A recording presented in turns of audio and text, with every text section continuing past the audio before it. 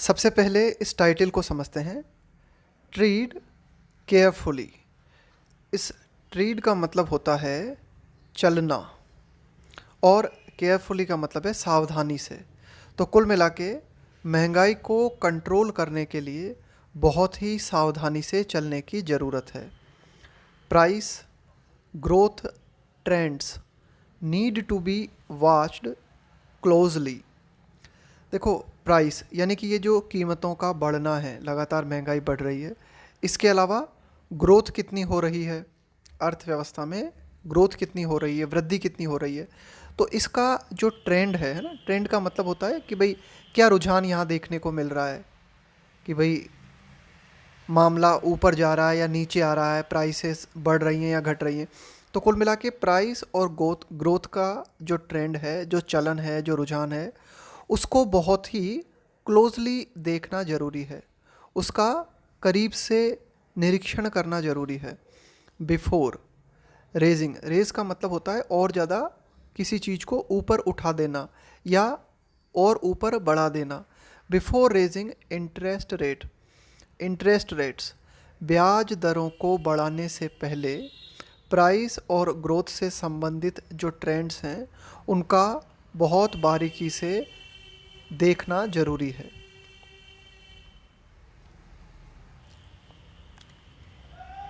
India's latest inflation data, Bharat के जो नवीनतम महंगाई से संबंधित आंकड़े हैं। इन्फ्लेशन का मतलब होता है मुद्रास्फीति, महंगाई। Present policy makers with a fraught choice. देखो, फ्रॉट का मतलब होता है चिंतित। जैसे मान लो, फ्रॉट चॉइस का मतलब क्या हुआ कि एक ऐसा चुनाव जो कि बहुत ही चिंता से भरा हुआ है। ठीक है, कि भाई आप कह सकते हो फ्रॉड चॉइस का मतलब हुआ कि भाई इसके कारण क्या है, आप बहुत ज़्यादा परेशान हो, बहुत ज़्यादा चिंता में हो। तो पॉलिसी, तो नवीनतम जो इन्फ्लेशन के आंकड़े हैं उनके कारण जो पॉलिसी मेकर्स हैं, नीति निर्माता हैं, उनके पास जो विकल्प है वो बहुत ही चिंता से भरा हुआ है। क्या है पॉलिसी मेकर्स के पास विकल्प? वेदर, कि क्या टू रेस्पॉन्ड का मतलब है प्रतिक्रिया देना, to the latest acceleration. Acceleration का मतलब होता है किसी चीज़ में तेज़ी आना, उसका और ज़्यादा ऊपर बढ़ जाना।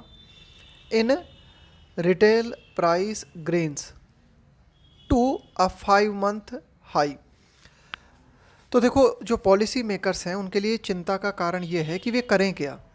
क्या इस तरह से प्रतिक्रिया दें कि जो नवीनतम एक्सेलरेशन, जो बढ़ोतरी देखने को मिली है खुदरा क्षेत्र में, जो कीमतों में गेन देखने को मिला है, बढ़ोतरी देखने को मिली है, टू अ 5 मंथ हाई, पिछले 5 महीनों में सर्वाधिक कीमतों में बढ़ोतरी देखने को मिली है। तो उसके लिए क्या किया जाए? With more sizeable interest rate increases. Sizeable का मतलब है एक अच्छी खासी मात्रा में, एक बड़ी मात्रा में। तो पॉलिसी मेकर्स ये सोच रहे हैं कि क्या किया जाए। क्या जो ब्याज दर है उसमें बढ़ोतरी कर दी जाए, कि पिछले 5 महीनों में ये जो प्राइस है इनमें बहुत ही ज़्यादा वृद्धि देखने को मिली है। तो इसे कंट्रोल करने के लिए क्या किया जाए कि इंटरेस्ट रेट जो है उनको बढ़ा दिया जाए, और पॉज का मतलब है विराम लेना, रुकना। द मॉनेटरी टाइटनिंग, या फिर ये जो मौद्रिक नीतियाँ जो हैं इनको टाइट करना, यानी कि जैसे ब्याज दर जो है उनको बढ़ा देना। तो ये जो मॉनेटरी टाइटनिंग है, यानी कि जो मॉनेटरी पॉलिसीज़ बनाई जाती है जिनके माध्यम से लगाम लगाने की कोशिश की जाती है, तो उनको थोड़ा सा विराम दिया जाए कि भाई ये जो मॉनेटरी पॉलिसी के द्वारा जो हस्तक्षेप किए जाते हैं वो न किया जाए, थोड़ा विराम किया दिया जाए। सो एस टू, ताकि, सो एस टू का मतलब ताकि। अलाउ फ्रेजाइल ग्रोथ, फ्रेजाइल का मतलब है बहुत ही कमज़ोर, कि ये जो अर्थव्यवस्था में बहुत ही कमज़ोर वृद्धि देखने को मिल रही है इसे अलाउ किया जा सके टू गेन मोर ट्रैक्शन, ताकि ये जो ग्रोथ हमें देखने को मिल रही है अर्थव्यवस्था में, इसकी चाल में और ज़्यादा बढ़ोतरी हो सके। देखो, गेन ट्रैक्शन, इस गेन ट्रैक्शन का मतलब है कि कोई चीज़ जो है धीरे धीरे पॉपुलर होने लगे, धीरे धीरे ज़्यादा जो है आप कह सको कि उसका डोमिनेंस बढ़ने लगे, उसका प्रभाव क्षेत्र बढ़ने लगे। तो किसी भी चीज़ के लिए जब आप कहोगे गेन ट्रैक्शन, तो गेन ट्रैक्शन का मतलब हुआ कि कोई चीज़ धीरे धीरे और ज़्यादा पॉपुलर होने लगे या फिर वाइडली एक्सेप्ट की जाने लगे। तो कुल मिला के पॉलिसी मेकर जो हैं उनके सामने दो चॉइस हैं कि एक तो इंटरेस्ट रेट को बढ़ा के प्राइस की कीमतों में जो बढ़ोतरी हुई है उसे कंट्रोल किया जाए, या फिर जो मॉनेटरी पॉलिसीज़ को टाइट किया जाता है उसे टाइट ना किया जाए, थोड़ी देर रुका जाए, ताकि जो कमज़ोर ग्रोथ हो रही है वो और ज़्यादा चाल पकड़ सके, टू गेन मोर ट्रैक्शन, ताकि ये जो ग्रोथ जो है इसकी चाल को और ज़्यादा बढ़ावा मिल सके। Inflation figures based on the consumer price index, कि मुद्रास्फीति के जो आंकड़े हैं, महंगाई के जो आंकड़े हैं, और ये आंकड़े सीपीआई के ऊपर आधारित हैं। सीपीआई एक इंडेक्स है, एक सूचकांक है जो कि महंगाई के बारे में बताता है। कंज्यूमर प्राइस इंडेक्स, उपभोक्ता मूल्य सूचकांक। तो ये जो आंकड़े हैं, ये आंकड़े क्या दिखाते हैं? शो रिटेल प्राइस गेन्स, कि खुदरा क्षेत्रों में जो कीमतों में बढ़ोतरी देखने को मिली है, retail price gains on a resurgent. देखो, सर्ज का मतलब होता है बढ़ोतरी होना, रिसर्ज मतलब पुनः बढ़ोतरी होना, ट्राजेक्टरी का मतलब होता है मार्ग, पाथ, है ना, विथ फूड प्राइसेस। तो सीपीआई के जो महंगाई से संबंधित आंकड़े हैं वो ये दिखाते हैं कि जो प्राइस गेन्स हमें देखने को मिला है, यानी कि कीमतों में जो वृद्धि देखने को मिला है, वो ज़्यादातर किस क्षेत्र में देखने को मिला है? A resurgent trajectory with food prices leading the charge. Leading the charge का मतलब है, लीड का मतलब क्या होता है? नेतृत्व करना किसी चीज़ का। लीडिंग द चार्ज, चार्ज किसके हाथ में है, कंट्रोल किसके हाथ में है? कि जो फूड प्राइसेस हैं, यानी कि जो खाने पीने की वस्तुएं हैं, उनकी जो कीमतें हैं वे इन्फ्लेशन को कंट्रोल कर रही हैं। जो फूड प्राइसेस है, इनकी कीमतों का जो मार्ग है उसमें फिर से जो है वो बढ़ता जा रहा है ना, उसका ग्राफ जो है ऊपर जाता जा रहा है, वो बढ़ता जा रहा है। उदाहरण के तौर पे vegetables and cereals were the biggest culprit. देखो, एक तो कल्प्रिट का मतलब होता है अपराधी, किसी ने गुनाह किया है। दूसरा कल्प्रिट का मतलब होता है जब हम किसी को कल्प्रिट ठहराते हैं तो उसका मतलब ये होता है कि भाई ये इस समस्या के लिए जिम्मेदार है, ये इस समस्या के लिए दोषी है। तो जो फूड प्राइसेस हमें देखने को मिले हैं उनके लिए प्रमुख रूप से जिम्मेदार कौन है? बिगेस्ट कल्प्रिट कौन है? यानी कि ज़्यादा मात्रा में प्राइस में बढ़ोतरी हमें कहाँ देखने को मिल रही है? सब्जियों के दामों में और अनाज के दामों में। With the prices of the farmer, एक वाक्य लिखा जाता है, उस वाक्य में दो बातों का जिक्र किया जाता है, दो व्यक्तियों का जिक्र किया जाता है। तो पहले वाली जो बात है, पहले वाला जो व्यक्ति है, पहले वाला जो सब्जेक्ट है, उसे बोलते हैं फार्मर और बाद वाले को बोलते हैं लेटर। अब यहाँ पे ये जो फार्मर लिखा है इसका मतलब है वेजिटेबल्स, और ये सीरियल्स, ये है लेटर। तो क्या लिखा हुआ है? The farmer surging 18% from a year earlier. तो वेजिटेबल्स जो है इनकी कीमतों में हमें कितनी ज़्यादा बढ़ोतरी देखने को मिली है? सर्ज यानी बढ़ोतरी 18% फ्रॉम अ ईयर अर्लियर का मतलब है कि पहले वाला, है ना, कि अगर हम पिछले वाले साल से तुलना करें तो वेजिटेबल्स की कीमत में वर्तमान में 18% की वृद्धि हमें देखने को मिली है। एंड राइजिंग, राइजिंग मतलब बढ़ता हुआ, बढ़ती हुई। राइजिंग अ सब्सटेंशियल का मतलब होता है काफ़ी मात्रा में, अच्छी खासी मात्रा में। 2.6% फ्रॉम द प्रिसीडिंग का मतलब होता है पहले वाला, जस्ट पहले वाला, पूर्व वाला, प्रिसीडिंग मंथ। और वेजिटेबल्स की जो प्राइस है अगर पिछले महीने से हम तुलना करें तो पिछले महीने और वर्तमान महीने में 2.6% की वृद्धि देखने को मिली है। तो कुल मिला के वेजिटेबल्स प्राइसेस की अगर हम बात करें तो पिछले साल की तुलना में ओवरऑल 18% की वृद्धि हुई है और पिछले महीने की तुलना में 2.6% की वृद्धि हुई है। स्टेपल ग्रेन्स, स्टेपल ग्रेन्स का मतलब हुआ महत्वपूर्ण अनाज, ठीक है, स्टेपल ग्रेन। अब देखो स्टेपल ग्रेन्स में आप किन किन को रख सकते हो, जैसे कि गेहूं है, चावल है, आलू है, कुल मिला के ऐसे अनाज जो कि बहुत ज़्यादा क्वांटिटी में प्रयोग में लिए जाते हैं ना, ज़्यादातर जनसंख्या जिनका जो है प्रयोग करती है। तो अगर स्टेपल ग्रेन्स की अगर हम बात करें, जिनमें कि इंक्लूडिंग राइस एंड वीट, जिनमें चावल और गेहूं भी शामिल है। क्लाइम्ड का मतलब है और ऊपर जाना, किसी चीज़ की प्राइस है ना, और चढ़ जाना। Climbed 11.5% from September 2021। सितंबर 2021 से अगर हम तुलना करें तो राइस, वीट, इसके अलावा और जो महत्वपूर्ण स्टेपल ग्रेन्स हैं, इनकी कीमतें 11.5% से भी ज़्यादा हो गई हैं, है ना। इतनी ग्रोथ देखने को मिली है। And increased 2% from August levels. और अगस्त पिछले इस साल का अगर हम अगस्त देखें तो अगस्त से सितंबर की अगर हम बात करें तो एक महीने में ही 2% का इजाफा या 2% की वृद्धि, हमें 2% की ग्रोथ जो है राइस, वीट, इस तरह के स्टेपल ग्रेन्स में देखने को मिली। दीज टू फूड आइटम्स, कि ये जो दो महत्वपूर्ण फूड आइटम्स हैं ना, यहाँ पे हम बात करें खास करके राइस और वीट की, have a combined weight of 15.7% in the overall CPI. तो इनका अगर हम एक टोटल वेट की अगर हम बात करें, यानी कि ओवरऑल सीपीआई, अगर ये जो टोटल सीपीआई का जो इंडेक्स निर्मित होता है, इसमें 15.7% योगदान होता है किनका, राइस और वीट का। भाई देखो क्या किया जाता है, सीपीआई में कई सारी जो वस्तुएं हैं उन्हें लिया जाता है और उनकी कीमतों को देखा जाता है। तो कुल मिला के 15.7% जो हिस्सा है जिसके माध्यम से सीपीआई को हम निर्मित करते हैं, तो वो तो राइस और वीट पर ही डिपेंड करता है। एंड अकाउंट फॉर का मतलब होता है भाई के लिए जिम्मेदार होना, for more than a third of the food and beverage categories cumulative weight. देखो क्यूमुलेटिव का मतलब क्या हुआ, क्यूमुलेटिव का मतलब होता है कि भाई कोई चीज़ जो लगातार बढ़ रही है या फिर बढ़ी हुई है ना, increasing categories cumulative wait.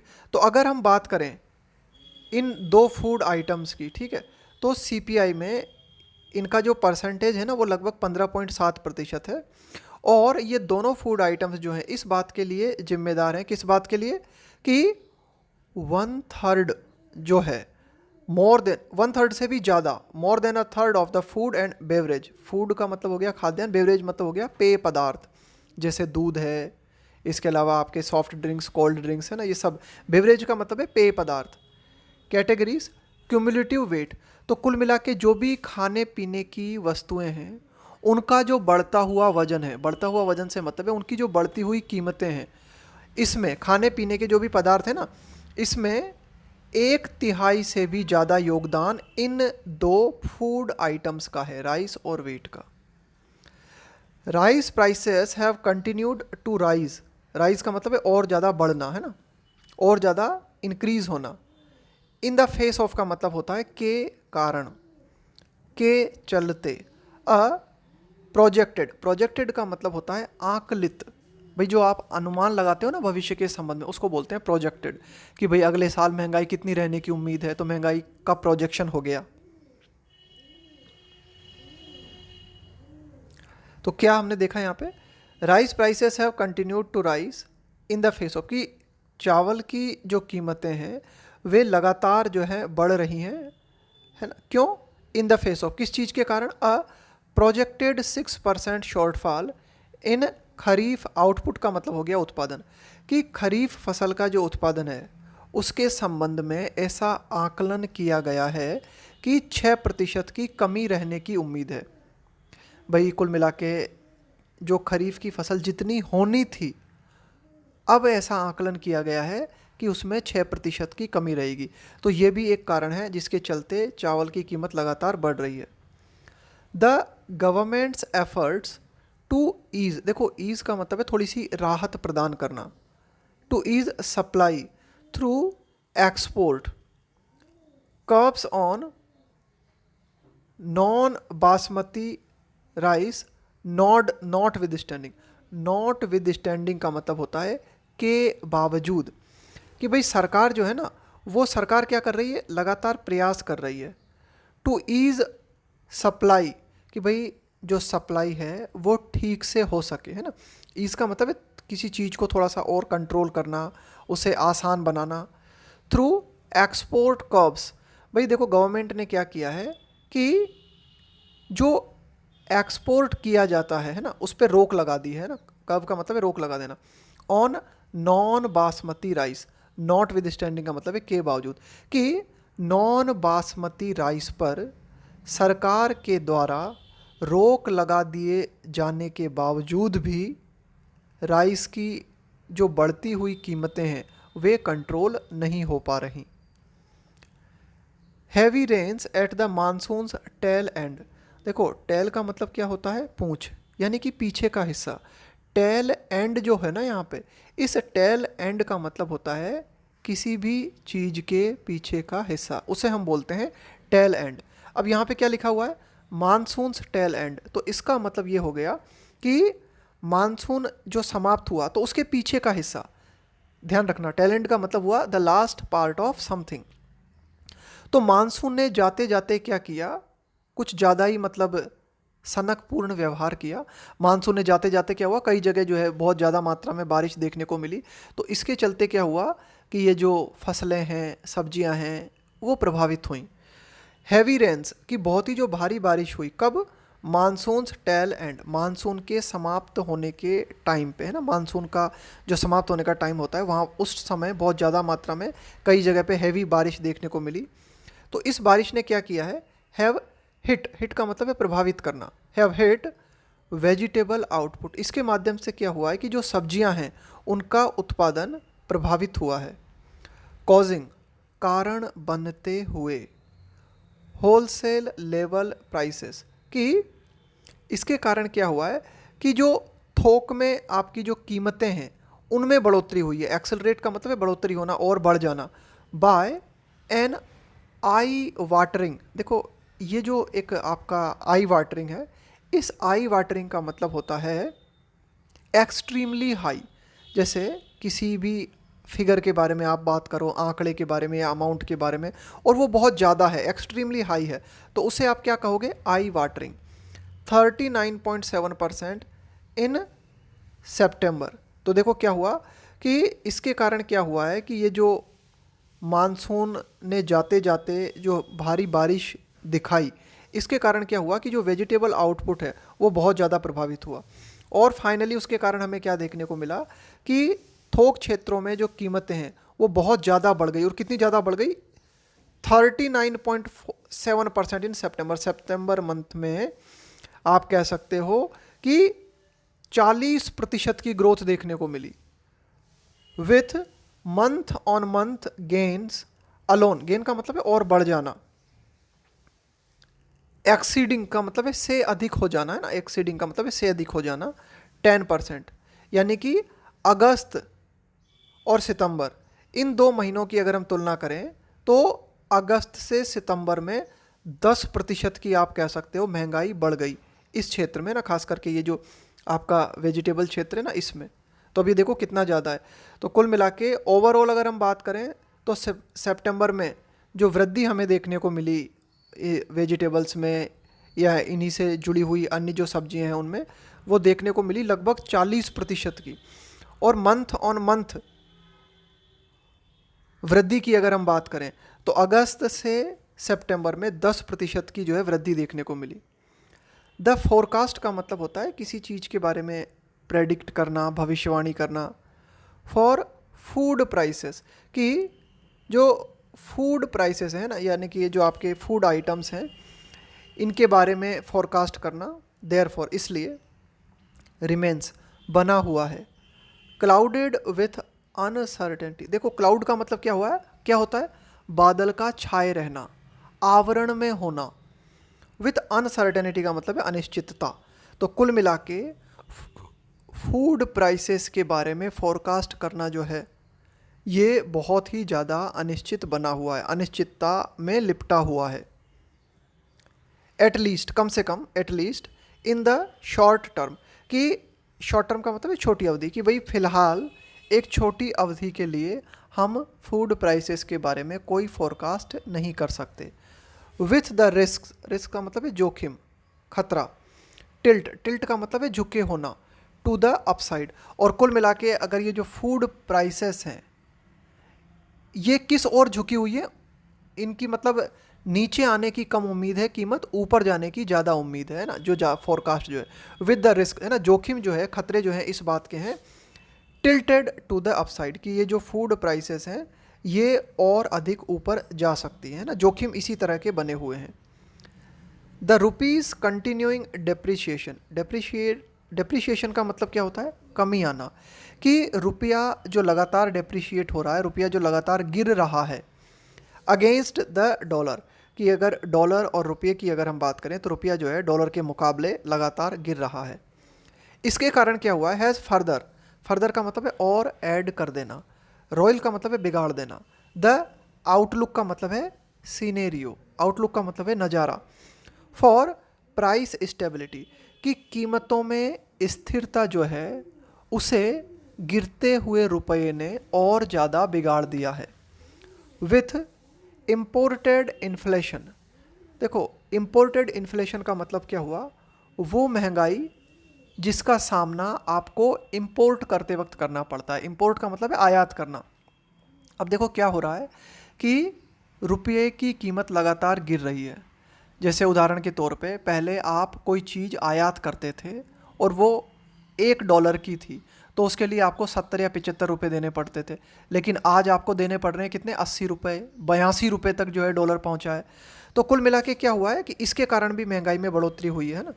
With imported inflation hard to counter, देखो काउंटर का मतलब है इस चीज़ से कैसे निपटा जाए, है ना। काउंटर का मतलब है कि भाई इसका प्रतिरोध कैसे करें, इससे कैसे निपटें।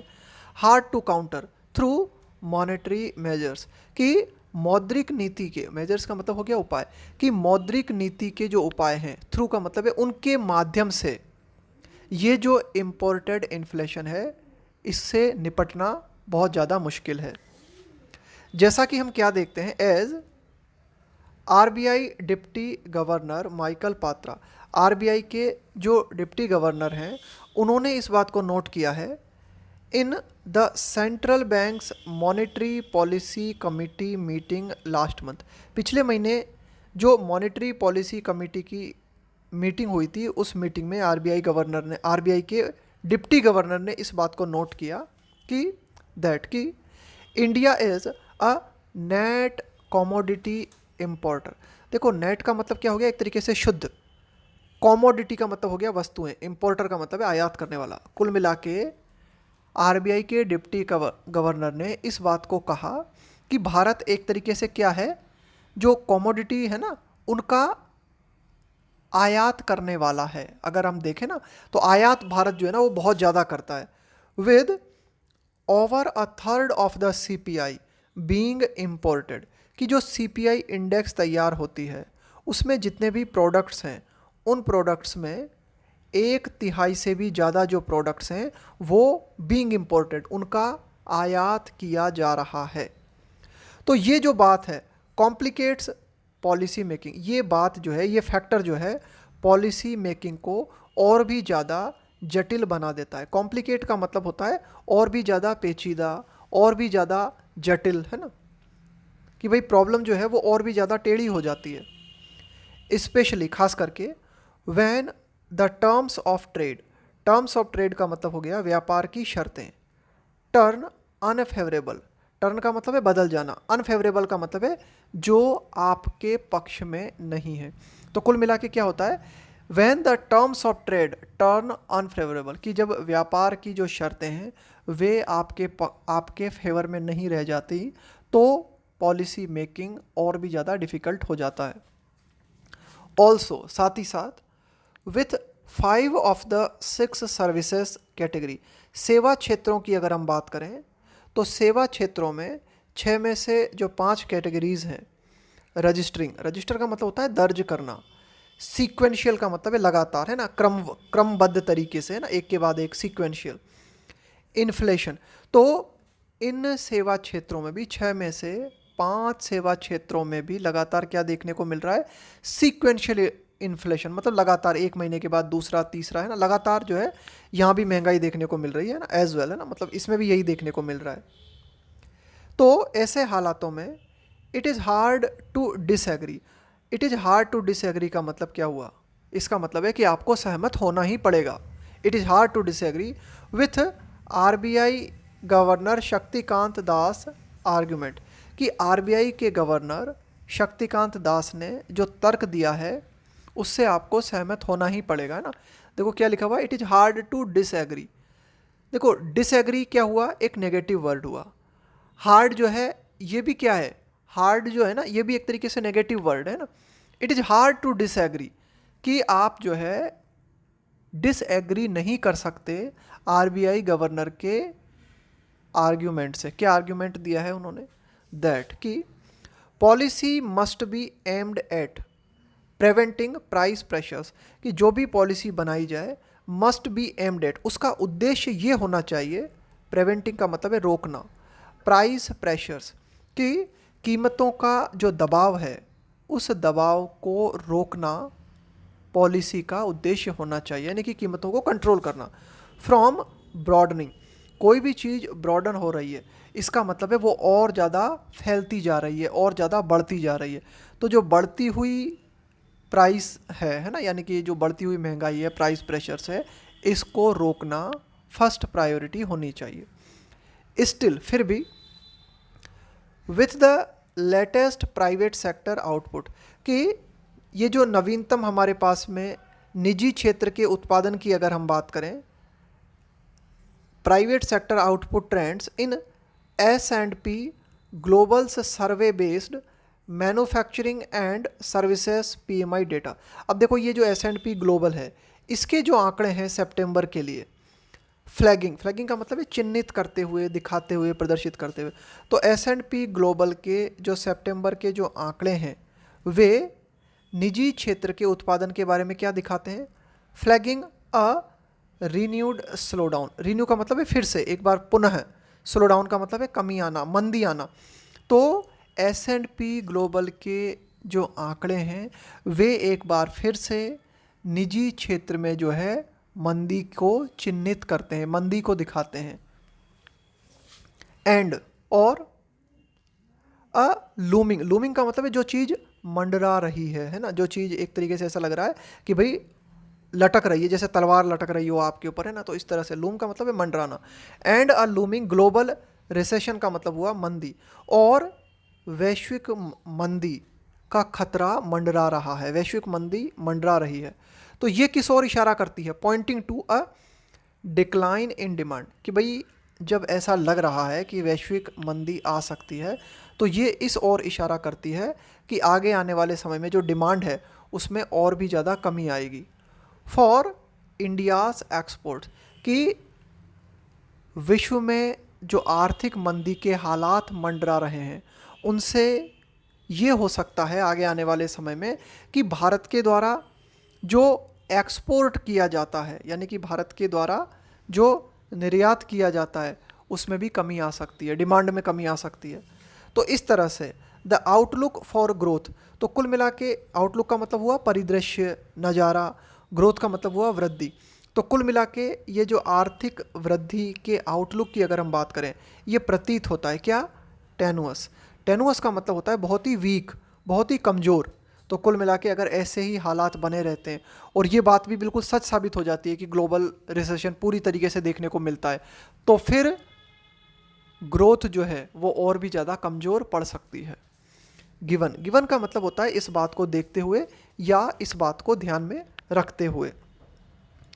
Given that monetary policy affects, कि जो मौद्रिक नीति होती है वो प्रभावित करती है किसे, real interest rates with a distinct का मतलब है जिस, है ना, कोई क्लियर कट अंतर, है ना, डिस्टिंक्ट का मतलब है जो आपको बिल्कुल स्पष्ट है, जो अंतर आपको बिल्कुल क्लियर कट दिखाई देता है।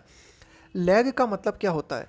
लैग का मतलब होता है थोड़ा पीछे छूट जाना, उसको बोलते हैं लैग। जैसे क्या होता है कि भाई टीवी पे आपने देखा होगा कोई चीज़ का प्रसारण होता है, जैसे मान लो कहीं मैच खेला जा रहा है और उसका प्रसारण होता है, तो टीवी पे जो लाइव प्रसारण होता है ना, वो 2 सेकेंड 3 सेकेंड या 5 सेकेंड का लैग कर जाता है। लैग कर जाने का मतलब है थोड़ा पीछे छूट जाना। तो यहाँ पे ये मतलब हुआ कि जो मॉनेटरी पॉलिसी बनाई जाती है, ठीक है, तो उसमें आप इंटरेस्ट रेट को बढ़ाते हो, तो ठीक है मॉनेटरी पॉलिसी का प्रभाव देखने को मिलता है, लेकिन उसमें थोड़ा सा टाइम लगता है ना, एक लैग उसमें देखने को मिलता है। इसके कारण it may be a difficult but wiser choice. इसी कारण हालांकि ये एक कठिन लेकिन बुद्धिमानी पूर्ण चुनाव हो सकता है, टू हीड, हीड का मतलब है ध्यान देना, द एमपीसीज डिसेंटिंग। देखो डिसेंट का मतलब क्या होता है? असहमत होना, डिसएग्री करना। Dissenting voices of Ashima Goyal and Jayant Verma. तो एमपीसी के जो मेंबर्स हैं उनमें आशिमा गोयल और जो जयंत वर्मा हैं, उनके विचार बाकी लोगों से मेल नहीं खाते। वे ये आशिमा गोयल और जयंत वर्मा जो है ये डिसएग्री करते हैं। तो इनकी जो बात है उन बात पर ध्यान देना जो है एक बुद्धिमानी पूर्ण चुनाव होगा, हालांकि ये कठिन है। तो क्या है चुनाव, क्या करना चाहिए? रिफ्रेन, रिफ्रेन का मतलब है दूर रहना, किसी चीज़ से बचना। मोमेंटली का मतलब है एक इस पर्टिकुलर मोमेंट के लिए ना, इस पर्टिकुलर क्षण के दौरान है ना। फ्रॉम, रिफ्रेन के साथ में आता है फ्रॉम, और इसके बाद में जो वर्ब आती है उसमें लगता है आईएनजी। बहुत अच्छा स्ट्रक्चर है ये। रिफ्रेन, इसके बाद आएगा फ्रॉम, और जो वर्ब आएगी उसमें लगेगा आईएनजी ना, तो ध्यान रखना। रिफ्रेन फ्रॉम समथिंग, इसका मतलब है किसी चीज़ से दूर रहना, उस चीज़ से बचना। तो कुल मिला के एमपीसी में जो डिसेंटिंग वॉइसेस हैं, यानी कि इनके विचार अलग हैं बाकी मेंबर्स से, तो इन लोगों की बातों पर ध्यान देना ज़्यादा सही रहेगा, है ना। आशिमा गोयल और जयंत वर्मा ने जो कहा है, और रिफ्रेन मोमेंटरी फ्रॉम, और थोड़ी देर के लिए क्या, कुछ समय के लिए जो है दूर रहा जाए, बचा जाए, किस चीज़ से? रेजिंग इंटरेस्ट रेट्स, कि जो ब्याज दरें हैं उनको, रेज का मतलब है और बढ़ा देना, ब्याज दरों को और ज़्यादा बढ़ा देने से बचा जाए थोड़ी देर के लिए, है ना, ये ज़्यादा ठीक रहेगा। कब तक बचा जाए, कब तक? टिल, कब तक? द फॉग, फॉग का मतलब है कुहासा, कोहरा। The fog of uncertainty lifts, कि जब तक अनिश्चितता का जो कोहरा है वो हट नहीं जाता, तब तक जो है इंटरेस्ट रेट को और ज़्यादा बढ़ाने से बचा जाए। And a clearer picture, clearer picture का मतलब हुआ और अधिक साफ picture of price and growth trends emerge. Emerge का मतलब होता है निकलना, सामने आना, है ना, कि भाई जैसे बोलते हैं ना कि ये तो इमर्जिंग स्टार है, उभरता हुआ स्टार है ना। तो इमर्ज का मतलब होता है निकलना, उभरना, सामने आना। तो कुल मिला के फाइनली ये कहा गया है कि कीमत, यानी कि प्राइस का मतलब हो गया एक तरीके से इन्फ्लेशन, और ग्रोथ, कि भाई अर्थव्यवस्था में ग्रोथ और जो इन्फ्लेशन है उसके जो ट्रेंड्स हैं उनकी जब तक और ज़्यादा साफ इमेज हमें नहीं मिल जाती, अनिश्चितता के बादल या अनिश्चितता का जो कोहरा है जब तक हट नहीं जाता, तब तक यही ज़्यादा उचित होगा कि कुछ समय के लिए क्या किया जाए, इंटरेस्ट रेट को और बढ़ाने से जो है बचा जाए।